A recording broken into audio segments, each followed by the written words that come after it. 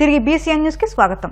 Most wanted Dar gang ను అనంతపురం పోలీసులు arrest చేశారు. ఇటీవల అనంతపురంలో భారీ చోరీ చేసిన కేసులో ఈ గ్యాంగ్ కు చెందిన ముగ్గురిని పోలీసులు అరెస్ట్ చేశారు. 18 రోజుల కిందట శ్రీనగర్ కాలనీలోని రాజహంస విల్లాస్ లో భారీ చోరీ జరిగింది. నిందితులు మధ్యప్రదేశ్ కు చెందిన దార్ గ్యాంగ్ గా పోలీసులు గుర్తించారు. మధ్యప్రదేశ్ కు వెళ్లి గ్యాంగ్ లీడర్ నారు పచవర్ తో సహా ముఠా సభ్యులు సావన్, సునీల్ ను పోలీసులు అరెస్ట్ చేశారు. వీరి వద్ద నుండి 90 లక్షల రూపాయల విలువైన బంగారు, వజ్రాల ఆభరణాలతో పాటు 19,35,000 రూపాయల నగదు స్వాధీనం చేసుకున్నారు. అనంతపూర్ అవుట్స్కట్స్ లో శ్రీనగర్ కాలనీ ఏరియాలో ఉన్నటువంటి రాజహంస విల్లాస్ లో జరిగిన గ్రేవ్ హౌస్ బ్రేక్ సంబంధించి దాదాపు ఆ రోజు 2 కోట్ల వరకు ప్రాపర్టీ వాళ్ళది హౌస్ బ్రేక్ చేసి, ఒక హౌస్లోనే కాకుండా దాని పక్కన ఇంకొక హౌస్ కూడా బ్రేక్ చేసి అక్కడ కూడా కొంత ప్రాపర్టీ అండ్ ఇంకొక హౌస్ అటెంప్ట్ చేయడం కూడా జరిగింది. టోటల్ 3 హౌసెస్లో ఆ రోజు మధ్యప్రదేశ్కి సంబంధించిన ధార్ జిల్లాలో ఉన్నటువంటి తాండా పోలీస్ స్టేషన్ పరిధిలో ఉన్న ఒక ధార్ జిల్లా గ్యాంగ్ అనేమి ఫేమస్ అయి ఉన్నారు, ఇన్ఫేమస్ అయి ఉన్నారు. సో ఆ గ్యాంగ్ని మనము బస్ చేయడం జరిగింది. సో వాళ్ళ వద్ద నుంచి almost 90 lakhs worth, almost 1 crore worth property మనము సీజ్ చేయడం జరిగింది. దాంట్లో 19,35,000 క్యాష్ అండ్ ఒక 3 2-wheelers కూడా వాళ్ళ పొజిషన్ నుంచి మనము సీజ్ చేయడం జరిగింది. And 2 mobile phones and other instruments వాళ్ళు ఏమేమి హౌస్ బ్రేకింగ్ పర్పస్కి వాడుతారు ఆ ఇన్స్ట్రుమెంట్స్ కూడా మనం బ్రేక్ చేయడం జరిగింది. ఒకసారి వీళ్ళ ఎంఓ చూసినట్టయితే వీళ్ళు ఓన్లీ అవుట్స్కట్స్లో ఉన్నటువంటి విల్లాస్, పాష్ లొకాలిటీస్ మాత్రమే చూస్ చేసుకుంటారు. అక్కడ లాక్డ్ హౌసెస్ మాత్రమే చూసుకొని బయట నుంచి ఏ హౌస్ తాళం వేసి ఉంటే హౌస్ని బ్రేక్ చేసి దాంట్లో దొరికేటటువంటి ప్రాపర్టీని వీళ్ళు తీసుకెళ్లడం జరుగుతుంది. ఈ గ్యాంగ్లో మనకు యాజ్ ఆన్ టుడే 3 అరెస్ట్ చేయడం జరిగింది. ఇది కాకుండా 2 అబ్స్కాండింగ్ ఉన్నారు. సో 2 రిసీవర్స్ కూడా అబ్స్కాండింగ్ ఉన్నారు. సో ఈ 3లో 2 యాక్చువల్గా దొంగతనంలో పార్టిసిపేట్ చేసిన వాళ్ళు, ఇంకొకరు ఆ ప్రాపర్టీ రిసీవ్ చేసుకున్న వాళ్ళు. సో ఈ మెయిన్ అక్యూజ్డ్ A1 ఎవరు ఉన్నారు, అతని మీద ఆల్మోస్ట్ 34 క్రిమినల్ కేసెస్ ఉన్నాయి. వీళ్ళు మొత్తం ఆ విలేజ్లో చూసినట్టయితే ఒక 11 మెంబర్స్ గ్యాంగ్ కింద వీళ్ళు ఆపరేట్ చేస్తారు.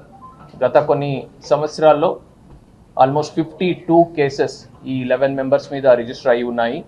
తెలంగాణ, ఆంధ్ర, గుజరాత్, తమిళనాడు ఇలాగ డిఫరెంట్ స్టేట్స్లో వీళ్ళు తిరుగుతూ డిఫరెంట్ గ్యాంగ్స్ కింద ఆపరేట్ చేస్తారు. 4, 5, 3 ఇలాగా ఒక చిన్న గ్యాంగ్ కింద డివైడ్ అయ్యి వీళ్ళు ఆపరేట్ చేస్తారు. సో ఇవన్నీ కూడా మనము అవాయిడ్ చేసుకోవచ్చు. కొద్దిగా జాగ్రత్తలు మనం తీసుకున్నట్టయితే ఖచ్చితంగా మనం అవాయిడ్ చేసుకోవచ్చు.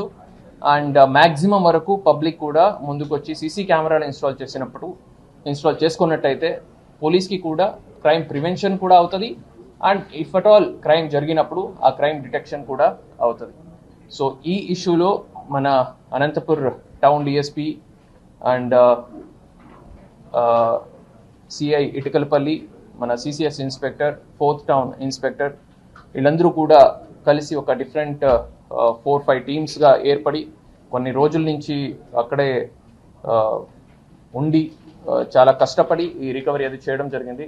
వీళ్ళందరూ కూడా దే ఆల్ కాంట్రిబ్యూటెడ్, వాళ్ళందరూ కూడా కష్టపడి ఈ రికవరీ చేయడం జరిగింది. తిరుపతి జనసేన ఇన్ఛార్జ్ కిరణ్ రాయలపై ఆరోపణలు చేస్తున్న లక్ష్మీరెడ్డిని జైపూర్ పోలీసులకు అప్పగిస్తూ తిరుపతి కోర్టు సోమవారం రాత్రి ఆదేశాలు జారీ చేసింది. ఆమెపై ట్రాన్సిట్ అరెస్టు వారెంట్ ఉన్న నేపథ్యంలో జైపూర్ పోలీసులకు అప్పగించాలంటూ జడ్జి ఆదేశించారు. లక్ష్మీరెడ్డికి ప్రాణహాని ఉందని తెలపడంతో కుటుంబ సభ్యులను తోడుగా తీసుకుని వెళ్లేందుకు కోర్టు అనుమతి ఇచ్చింది.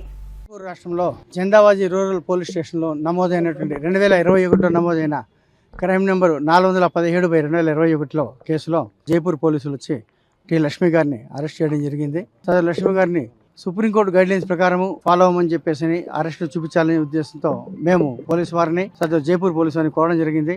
పిటిషనర్ తరఫున, అక్యూజ్డ్ తరఫున అందులో వారు మేజిస్ట్రేట్ ముందు ప్రొడ్యూస్ చేశారు. మేజిస్ట్రేట్ గారు కూడా ట్రాన్సిట్ వారెంట్ ఉన్నది కాబట్టి అనుమతిస్తూ, ఆవిడకు థ్రెట్ ఉంది కాబట్టి, ఆవిడ అంటే థ్రెట్ ఉంది జడ్జి గారికి చెప్పుకున్నారు కాబట్టి దాన్ని దృష్టిలో పెట్టుకుని ఆవిడతో పాటు ఆవిడ అబ్బాయిని వాళ్ళ బంధువులు ఎవరైనా అకంపెనీ అవ్వమన్నారు జైపూర్ వరకు. జైపూర్ లో హైకోర్టు అడ్వకేట్ బాలా గారు జైపూర్ అడ్వకేట్ ఎంగేజ్ చేశారు. ఇది బెయిలబుల్ అఫెన్సే. జైపూర్ కోర్టు ప్రొడ్యూస్ చేసినా కూడా బెయిల్ వచ్చేసే వ్యవహారమే కాబట్టి ఇప్పుడు తిరుపతి కోర్టు వ్యవహారం ఇక్కడితో ముగిసి నిందితురాలు అని చెప్పి వాళ్ళు చెప్తున్నారు. వాళ్ళు చెప్పిన కాపీల్లో హిందీలో ఉంది. అది మామూలుగా గైడ్ లైన్స్ ప్రకారం ఇంగ్లీష్లో ట్రాన్స్లేషన్ కాపీ ఇవ్వాలి. సరే, అందుకు డిలే అయింది. ట్రాన్స్లేషన్ కాపీ లేనందువల్ల ఉదయం నుండి నేను కోరుకున్నది అదే.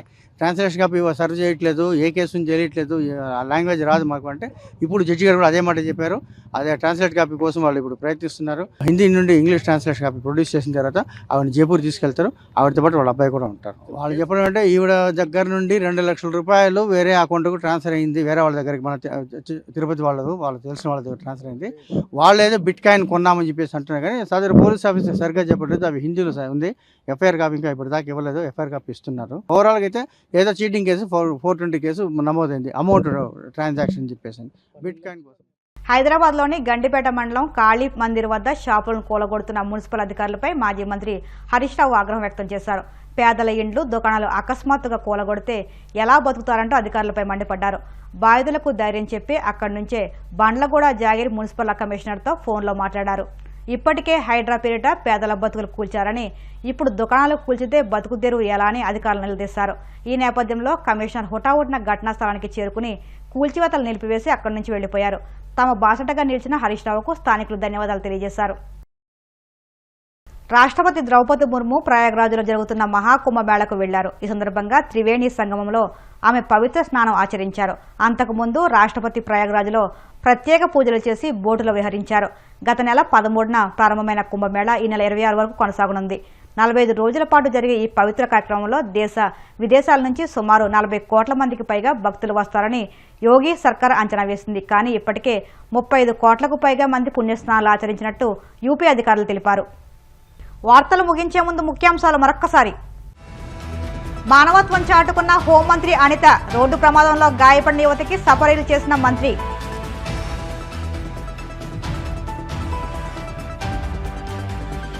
తిరుమల లడ్డూలో కల్తీ నెయ్యి వాడారని చెప్పడానికి ఆధారాలు లేవు. చంద్రబాబు చేసిన ఆరోపణలు ఆయన మెడకే చుట్టుకున్నాయన్న మాజీ మంత్రి అంబటి.